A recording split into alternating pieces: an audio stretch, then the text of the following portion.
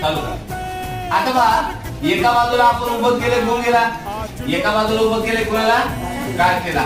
आता दोघ जण वस्तूला ओढणार आहे, दोघे काय करणार आहेत, वस्तूला ओढणार आहे.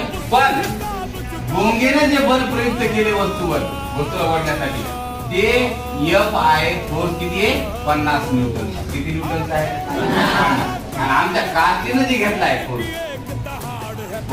10 न्यूटन आहे. वस्तू कुणाकडे जाईल, कारण बल संतुलित आहे का, बघू आपण ट्राय करा बरं. तू वस्तूला ओढ,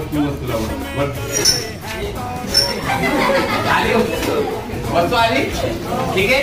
आता जर वस्तूवर दोघांनी या दिशेने बल प्रयुक्त केलं, कोणत्या दिशेने बेटा, या दिशेने, कुणी काठीने आणि भोंगेने दोघांनी बल प्रयुक्त केलं तर याचं बल 10 न्यूटन आहे, याचं बल 50 न्यूटन आहे. वस्तू कुणाकडे जायची असतं, बघा काठीकडे जायचं